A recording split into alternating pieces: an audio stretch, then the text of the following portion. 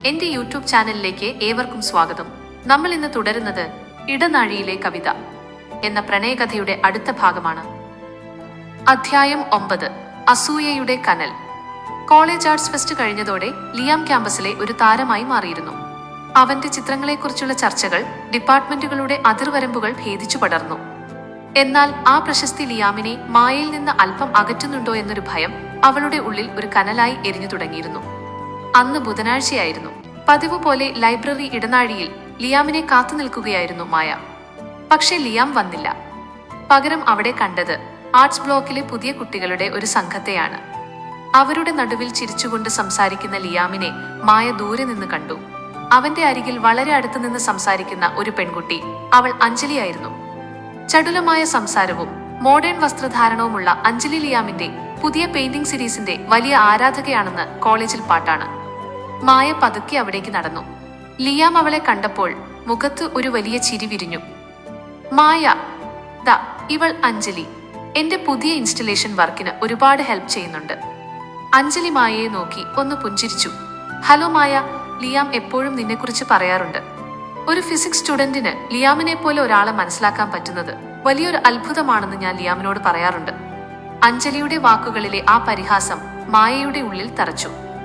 അത്ഭുതപ്പെടാനൊന്നുമില്ല അഞ്ജലി, കലയ്ക്കും ഒരു സയൻസ് ഉണ്ടല്ലോ, മായ ഗൗരവത്തിൽ പറഞ്ഞു. ലിയാം അതൊന്നും ശ്രദ്ധിച്ചില്ല. അവൻ അഞ്ജലിയുമായി പുതിയ നിറങ്ങളെക്കുറിച്ചും തുന്നലുകളെക്കുറിച്ചും ആവേശത്തോടെ സംസാരിക്കുകയായിരുന്നു. മായ അവിടെ നിൽക്കുന്നത് പോലും അവൻ മറന്നുപോയതുപോലെ.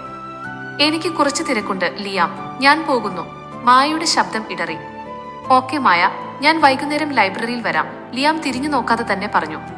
ആ വൈകുന്നേരം മായ ലൈബ്രറിയിൽ ഇരുന്നെങ്കിലും അവളുടെ ശ്രദ്ധ പുസ്തകങ്ങളിലായിരുന്നില്ല. ലിയാമും അഞ്ജലിയും ഒന്നിച്ചിരിക്കുന്ന ചിത്രങ്ങൾ അവളുടെ മനസ്സിൽ മിന്നിമറഞ്ഞു. അസൂയ എന്നത് ഒരു മോശം വികാരമാണെന്ന് അവൾക്കറിയാം. പക്ഷേ ലിയാമിനെ മറ്റൊരാളുമായി പങ്കുവെക്കാൻ അവൾക്ക് കഴിയുന്നില്ല. രാത്രി ഹോസ്റ്റലിൽ എത്തിയപ്പോൾ ലിയാമിന്റെ ഒരു മെസ്സേജ് വന്നു. മായ, ഇന്നല്പം വൈകിപ്പോയി. അഞ്ജലിയുടെ കൂടെ വർക്ക്ഷോപ്പിലായിരുന്നു. നാളെ നമുക്ക് കാണാം. മായ മറുപടി നൽകിയില്ല. അവൾ തന്റെ ഡയറി എടുത്തു. അതിൽ അവൾ എഴുതി, നിനക്ക് ചുറ്റും 1000 പേർ ഉണ്ടാകുമ്പോൾ നിന്റെ ചിത്രങ്ങളിൽ ഞാൻ മാത്രമാണ് ഉണ്ടായിരുന്നതെന്ന് ഞാൻ വെറുതെ വിശ്വസിച്ചു. പക്ഷെ ആ നിറങ്ങൾക്കിടയിൽ എനിക്കറിയാത്ത പുതിയ നിഴലുകൾ വീഴുന്നു. എന്റെ ലോകം സമവാക്യങ്ങളുടേതാണെന്ന് നീ പറഞ്ഞപ്പോൾ അത് എന്നെ മാറ്റി നിർത്താനുള്ളൊരു ഒഴികഴിവായിരുന്നോ? പിറ്റേന്ന് കോളേജിൽ വെച്ച് മായ ലിയാമിനെ ഒഴിവാക്കാൻ ശ്രമിച്ചു. കാന്റീനിൽ വെച്ച് ലിയാം അവളുടെ അടുത്തേക്ക് വന്നപ്പോൾ അവൾ കൂട്ടുകാരികളുടെ കൂടെ എഴുന്നേറ്റ് പോയി. ലിയാം അത്ഭുതത്തോടെ നോക്കി നിന്നു. വൈകുന്നേരം ആ പഴയ വാഗമരച്ചുവട്ടിൽ വെച്ച് ലിയാം അവളെ തടഞ്ഞു. മായ, നീ എന്താണ് ചെയ്യുന്നത്? എന്താണ് നിന്റെ പ്രശ്നം? എനിക്ക് പ്രശ്നമൊന്നുമില്ല ലിയാം. നീ നിന്റെ പുതിയ സുഹൃത്തുക്കളുടെ കൂടെ സമയം ചിലവഴിക്കൂ. എനിക്ക് എന്റെ റെക്കോർഡുകൾ തീർക്കാനുണ്ട്, മായ അവനെ നോക്കാതെ പറഞ്ഞു. ലിയാം അവളുടെ കൈകളിൽ പതുക്കെ പിടിച്ചു. മായ, നീ അഞ്ജലിയെക്കുറിച്ചാണോ പറയുന്നത്? അവൾ വെറുമൊരു കൊലീഗ് മാത്രമാണ്. എന്റെ ചിത്രങ്ങളിൽ നിറങ്ങൾ നിറയ്ക്കാൻ എനിക്ക് പലരെയും സഹായിക്കാം. പക്ഷെ എന്റെ ക്യാൻവാസിലെ ആ ഒരേയൊരു കവിത നീയാണ്. മായയുടെ കണ്ണുകൾ നിറഞ്ഞു. നിനക്കത് പറയാൻ എളുപ്പമാണ് ലിയാം. പക്ഷെ എല്ലാവരും നിന്നെ പുകഴ്ത്തുമ്പോൾ, അഞ്ജലിയെപ്പോലെയുള്ളവർ നിന്റെ കലയെക്കുറിച്ച് സംസാരിക്കുമ്പോൾ ഞാൻ വെറും പുറത്തു നിൽക്കുന്ന ഒരാളായി എനിക്ക് തോന്നുന്നു. എനിക്ക് നിന്റെ ആ ലോകത്തേക്ക് നടന്നു കയറാൻ കഴിയില്ല. നമ്മൾ തമ്മിലുള്ള ആ വൈരുദ്ധ്യങ്ങൾ ഇപ്പോൾ എന്നെ വേദനിപ്പിക്കുന്നു. ലിയാം അവളെ ചേർത്ത് പിടിച്ചു. ആ വാഗമരത്തിലെ പൂക്കൾ കാറ്റിൽ വീണ്ടും പൊഴിഞ്ഞു. മായ, നീ എന്നെ വിശ്വസിക്കണം.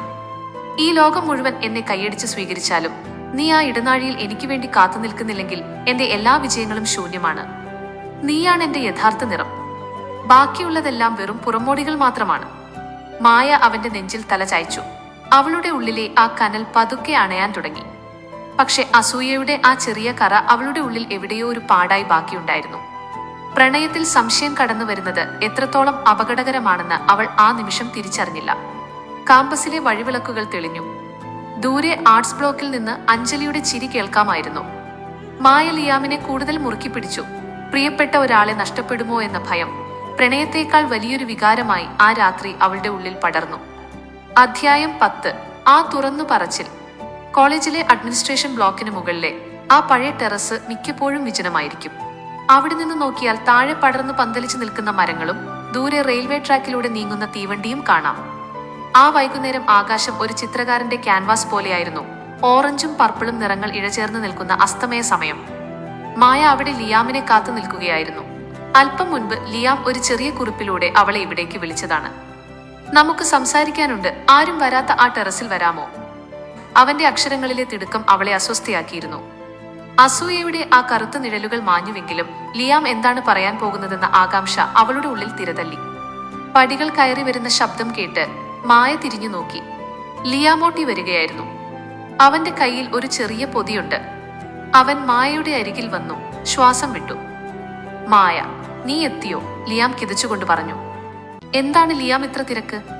എന്തിനാണ് ഇങ്ങോട്ട് വിളിച്ചത്? മായയുടെ ശബ്ദത്തിൽ ഒരു ചെറിയ വിറയലുണ്ടായിരുന്നു. ലിയാം അല്പനേരം ഒന്നും മിണ്ടിയില്ല. അവൻ ടെറസിന്റെ കൈവരിയിൽ ചാരി നിന്ന് ദൂരേക്ക് നോക്കി. മായ, നിനക്കറിയാമോ, ഞാൻ ഇത്രയും കാലം വരച്ച ചിത്രങ്ങളിലെല്ലാം ഒരു ശൂന്യതയുണ്ടായിരുന്നു. എല്ലാവരും അതിനെ കല എന്ന് വിളിച്ചപ്പോഴും അതിലെന്തോ ഒന്ന് കുറവുള്ളതായി എനിക്ക് തോന്നിയിരുന്നു. ആ ശൂന്യത നീയാണ് നികത്തിയത്. മായ അവന്റെ അരികിലേക്ക് നടന്നു. ലിയാം, നീ എന്താണ് പറഞ്ഞു വരുന്നത്? ലിയാം പതുക്കെ തന്റെ കയ്യിലുണ്ടായിരുന്ന പൊതി തുറന്നു. അതൊരു ചെറിയ സ്കെച്ച് ബുക്കായിരുന്നു. പക്ഷെ അത് സാധാരണ സ്കെച്ച് ബുക്ക് പോലെയല്ല. അതിന്റെ ഓരോ പേജും ഒരു കവിതയും ഒരു ചിത്രവും ചേർന്നതായിരുന്നു. അവൻ അത് മായയ്ക്ക് നൽകി. ഓരോ പേജ് മറിക്കുമ്പോഴും മായയുടെ കണ്ണുകൾ വിടർന്നു. ലൈബ്രറിയിലെ അവരുടെ ആദ്യത്തെ നോട്ടം, മഴ നനഞ്ഞ ഇടനാഴി, ക്യാൻറ്റീനിലെ ആ ചായക്കപ്പുകൾ, ഗ്രൂപ്പ് സ്റ്റഡിക്കിടയിലെ മൗനം എല്ലാം ലിയാം അതിൽ രേഖപ്പെടുത്തിയിട്ടുണ്ട്. അവസാനത്തെ പേജിലെത്തിയപ്പോൾ അവൾ കണ്ടത് വലിയ അക്ഷരങ്ങളിൽ എഴുതിയ ആ വരികളാണ്. സമവാക്യങ്ങൾ കൊണ്ട് അളക്കാൻ കഴിയാത്ത ഒരു സത്യമുണ്ട് മായ, നിറങ്ങൾ കൊണ്ട് മാത്രം വിവരിക്കാൻ കഴിയാത്തൊരു വികാരമുണ്ട്. എന്റെ കലയും എന്റെ ജീവിതവും നിനക്കുള്ളതാണ്. ഞാൻ നിന്നെ പ്രണയിക്കുന്നു, മരണമില്ലാത്തൊരു ചിത്രമായി. മായയുടെ കണ്ണുകളിൽ നിന്ന് കണ്ണുനീർ തുള്ളികൾ ആ പേജിലേക്ക് വീണു. അവൾക്ക് വാക്കുകൾ കിട്ടുന്നില്ലായിരുന്നു. തന്റെ ഉള്ളിൽ ഇത്രയും കാലം ഒളിപ്പിച്ചു വെച്ച ആ വലിയ ഭാരം ലിയാം ഒറ്റ നിമിഷം കൊണ്ട് ലഘൂകരിച്ചിരിക്കുന്നു.